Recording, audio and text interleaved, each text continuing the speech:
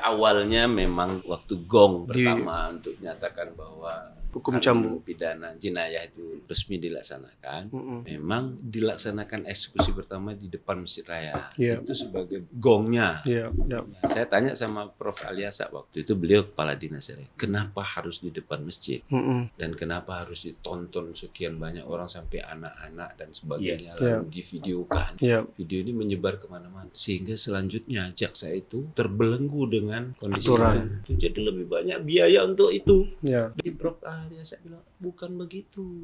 Itu jadi sesat pikir katanya. Awalnya itu untuk gong saja, selanjutnya disesuaikan dengan kemungkinan. Dan perubahan-perubahan juga. Jadi bisa dilakukan di depan kantor kejaksaan tanpa perlu ada panggung-panggung, dihadiri terbuka untuk umum, tetapi tidak boleh anak-anak masuk di sini. Itu poinnya. Karena itu akan mempengaruhi psikologis anak-anak. Yang kedua, tidak boleh direkam oleh masyarakat. Itu hanya untuk kepentingan penegakan hukum. Kalau direkam oleh masyarakat lalu dikirim kemana, jadi stigmanya negatif buat Aceh.